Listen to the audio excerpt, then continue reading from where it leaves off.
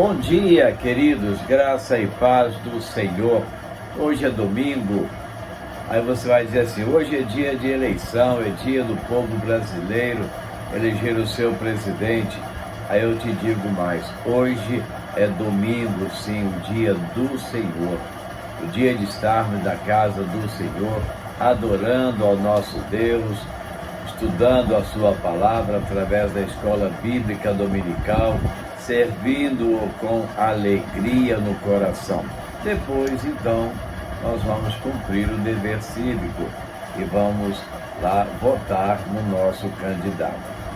A nossa lição de EBD de hoje é uma lição escrita pelo pastor André Luiz Cotrim de Alencar.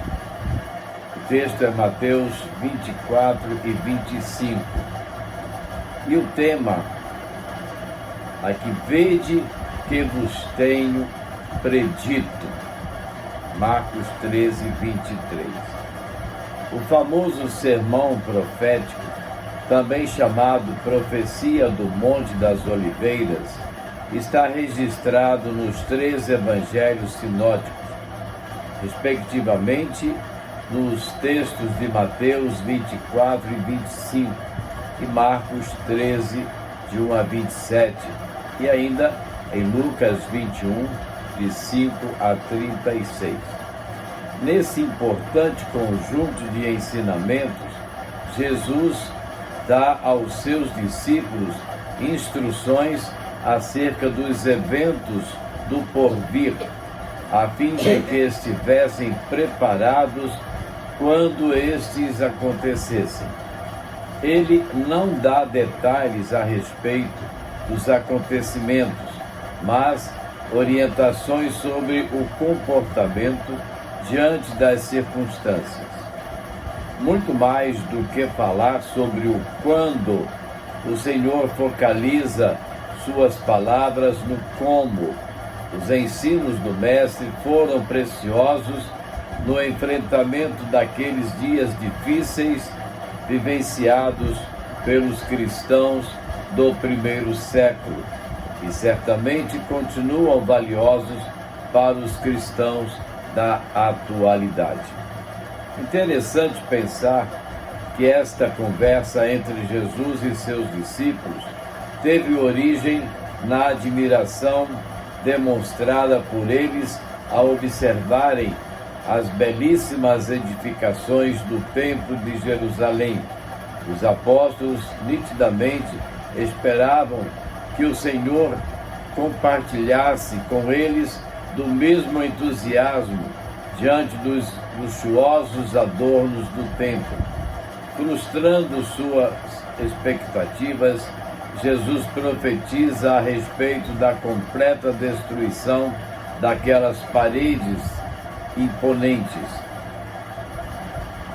Surpreende como a visão daqueles homens estava meramente limitada ao natural, enquanto o Mestre enxergava muito além do que seus olhos eram capazes de ver. Precisamos estar atentos a fim de não sermos distraídos pelas belezas do mundo natural e ficarmos míopes para as verdades eternas. Primeiro momento, quando queda de Jerusalém e segunda vinda de Cristo. Os elementos que compõem as palavras proféticas proferidas por Cristo neste sermão estão relacionados às perguntas feitas pelos discípulos quando chegaram ao Monte das Oliveiras, após deixarem o ambiente do templo. Estas indagações, por conseguinte, foram provocadas pelo prenúncio da destruição daquele lugar sagrado. Mateus 24, 2 e 3. Nesta seção do texto, o evangelista reuniu os dizeres de Jesus que predizem a queda de Jerusalém e a vinda final do Filho do Homem em juízo. Parece que os discípulos, quando colocaram essas duas interrogações em justa posição, atrelaram os dois eventos muito de perto em suas mentes. Para eles, a iminente queda da cidade santa e a vinda de Jesus, que marcaria o fim da presente era, aconteceriam concomitantemente. Contudo, Jesus demonstra preocupação em orientar seus discípulos no sentido de que esses dois julgamentos não ocorreriam necessariamente em ordem cronológica imediata. O Mestre passa, então, a exortá-los a não se deixarem levar pelas enganosas afirmações dos falsos messias que surgiriam de tempos em tempos, bem como não considerarem que os eventos que poderiam parecer de natureza desastrosa, a exemplo, guerras entre nações, terremotos e fomes severas, fossem sinais incontestáveis de que o fim estava próximo. Esses acontecimentos, na verdade, constituem apenas o princípio das dores. Mateus 24, 4-8. Jesus também previu a perseguição da igreja promovida pelo mundo e o consequente abandono da fé, surgimento de falsos profetas e decadência espiritual com traições e ódio dentro do próprio corpo cristão. A culminância desses eventos está na profecia a respeito da pregação do Evangelho do Reino pelo mundo inteiro. Então virá o fim. Mateus 24, 9-14. Nos versos 15 a 28, Jesus passa a tratar dos eventos relacionados à destruição de Jerusalém. O Senhor faz menção da expressão abominável da desolação ou abominação assoladora, termo utilizado pelo profeta Daniel em 11, 13 e 12, 11, cujas predições tiveram seu cumprimento por meio do monarca Seleucida Antíoco Epifânio, que no ano 170 a.C. profanou o templo ao erigir um altar a Zeus e ordenar sacrifícios sobre ele. Entendemos, portanto, que essa profecia possui duplo cumprimento. O evangelista Lucas interpretou que a consumação dessa fala profética dar-se-ia quando do cerco e posterior invasão da cidade de Jerusalém. E quando isso acontecesse e ela fosse perpetrada pelos exércitos romanos. Lucas 21, 20. O surgimento deste sinal seria uma indicação para os habitantes da Judéia de que chegaria o tempo de sua desolação. Conforme as instruções de Jesus, deveriam fugir imediatamente para os montes, e tão depressa que não haveria tempo de salvar seus pertences. Os discípulos deveriam orar para que as condições dessa fuga fossem favoráveis, ou seja, para que não tivesse de ser realizada no inverno nem no sábado. Segundo momento, cumprimento das profecias. Os chamados sinais dos tempos, anunciados por Jesus, servem para confirmar a verdade de suas palavras e não para estabelecimento de um calendário escatológico. Certamente, o cumprimento desses eventos fortaleceu a fé dos primeiros crentes, bem como das gerações posteriores que puderam observar no curso da história a realização dessas profecias. Vamos destacar aqui alguns desses sinais. No ano 70 depois de Cristo, cerca de 37 anos após o sermão profético ter sido pronunciado no Monte das Oliveiras, sob a liderança do comandante romano Tito, a cidade de Jerusalém é invadida e destruída pela segunda vez em sua história. Quando chegou a crise, os judeus cristãos fugiram para Pela, na Pérea, uma das cidades de Decápolis. Para chegar lá, tiveram que fazer uma viagem de 160 quilômetros através dos montes da Judéia e de Moabe. Então, os que estiverem na Judéia fujam para os montes. Mateus 24:16. Os soldados romanos também colocaram fogo no templo e, posteriormente, por ordem de César, nivelaram as suas paredes na demolição sistemática da cidade. Em verdade vos digo que aqui não ficará pedra sobre pedra que não seja derrubada. Mateus 24:2. Segunda profecia.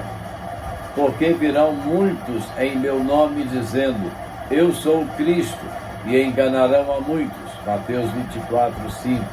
O historiador Flávio José afirma que quando Félix era o procurador da Judéia, tornaram-se tão numerosos os impostores de natureza religiosa que alguns deles eram mortos quase todos os dias.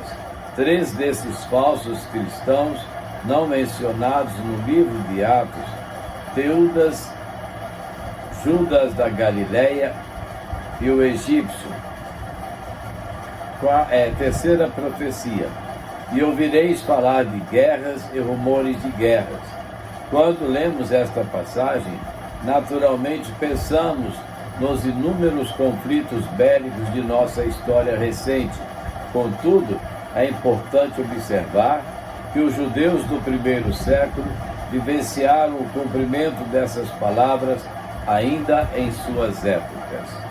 Quarta profecia. E haverá fomes e terremotos em vários lugares. A grande fome predita por Ágapo, Atos 11:28, também foi registrada por alguns historiadores, como Suetônio, Tácito e Eusébio. Ocorreu nos dias do imperador Cláudio César, nos anos 41 a 54 depois de Cristo. E foi tão severa em Jerusalém que muitos morreram de inanição por falta absoluta de alimentos.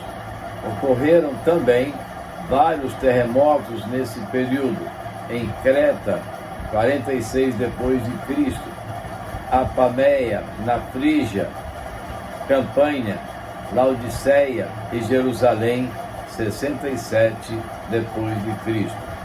Terceiro momento, a importância de sermos vigilantes.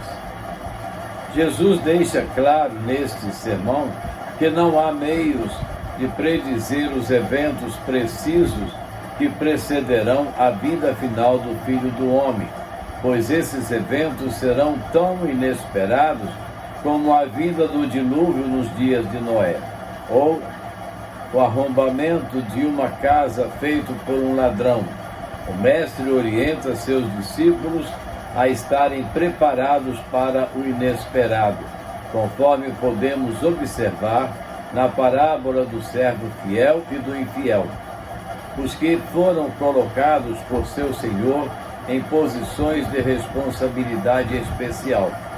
Os líderes e mestres das igrejas cristãs devem estar tão constantes e fielmente ocupados com o seu trabalho que, quando ele voltar, ache-os prestando serviço ao seu Senhor.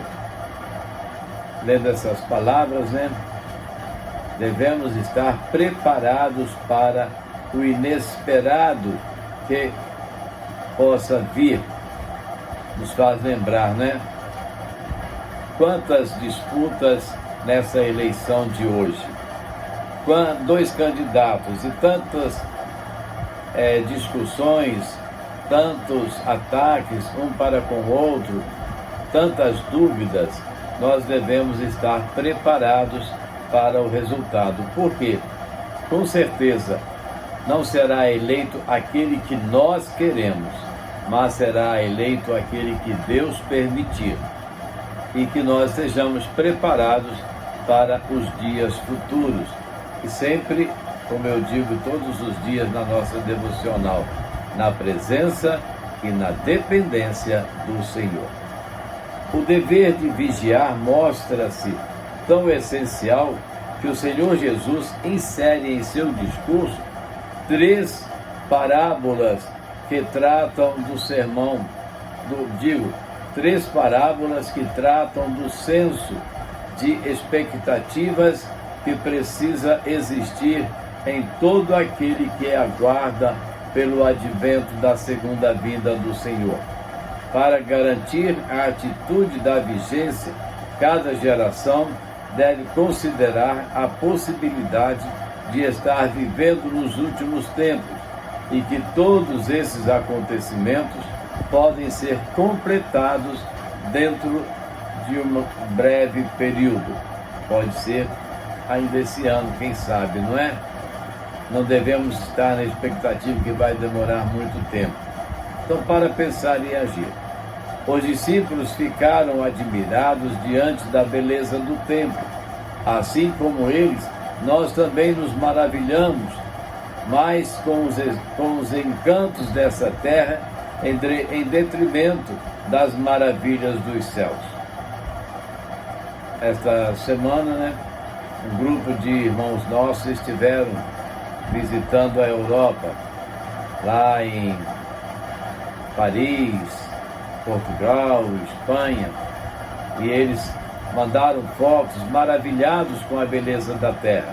Quando estivemos ali também vivenciamos o mesmo sentimento de beleza, mas muito mais belo do que tudo isso será quando nós estivermos no céu com o Senhor Jesus.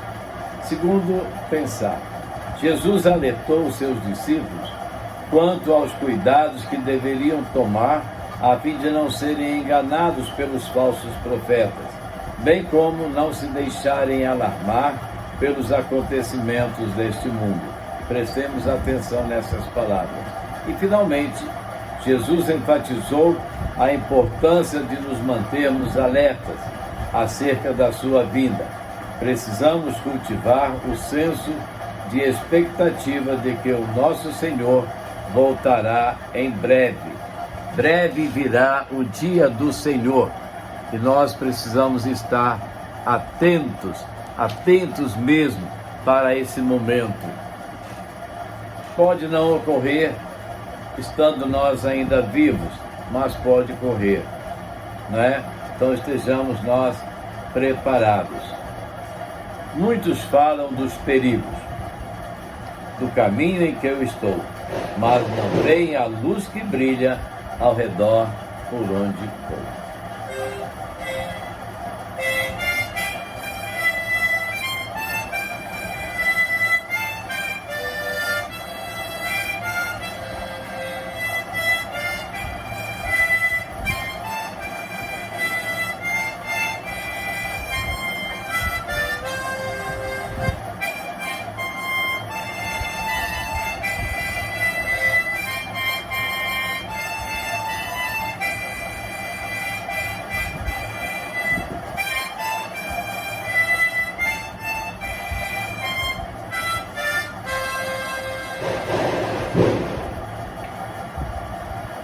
Vamos orar? Nosso Deus e eterno Pai, damos-te graças, Senhor, porque hoje é o teu dia, um dia que podemos estudar a tua palavra, juntos na tua igreja, ouvirmos a tua voz, falarmos contigo, ó Deus.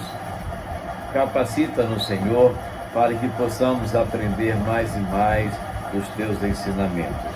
Fica conosco, Deus, dando-nos sabedoria, sabedoria dos céus, guiando-nos, Deus, pelo caminho seguro das tuas veredas, ó Deus. Queremos, Senhor, te agradecer por tudo que o Senhor nos proporciona e queremos continuar clamando, Deus, por aqueles que precisam dos teus cuidados. Queremos aqui lembrar da Estela, nas suas dificuldades de saúde, que o Senhor esteja provendo os recursos para a sua melhora, ó Deus. Também queremos te agradecer pela vida do Alain. O Senhor, a cada dia, dê a ele, ó Deus, paciência na adaptação desse novo momento da sua vida. Também te pedimos, Deus, pela Bruna no seu tratamento. Te agradecemos pelas melhoras da Marlene, ó Deus, ali em Bom Jesus. Ó Senhor, fica conosco, ajuda-nos na nossa caminhada, fortalece a nossa fé e capacita-nos, Deus, para cada dia te servirmos mais fielmente. Muito obrigado por tudo que o Senhor nos proporciona, ó Deus, e dá-nos a tua graça sempre. Oramos agradecidos no nome de Jesus. Amém. E assim, queridos, estamos chegando ao final de mais um estudo da Escola Bíblica Dominical. Que você tenha um bom domingo na presença do Senhor, que você possa estar gozando com a sua família, momentos agradáveis, cumprindo o seu dever cívico e lembrando sempre na presença do Senhor. E logo mais, vá à casa do Senhor para juntos agradecermos ao Senhor por tantas maravilhas que Ele nos tem proporcionado. A você um bom dia e até amanhã, se Deus assim nos permitir. Amém?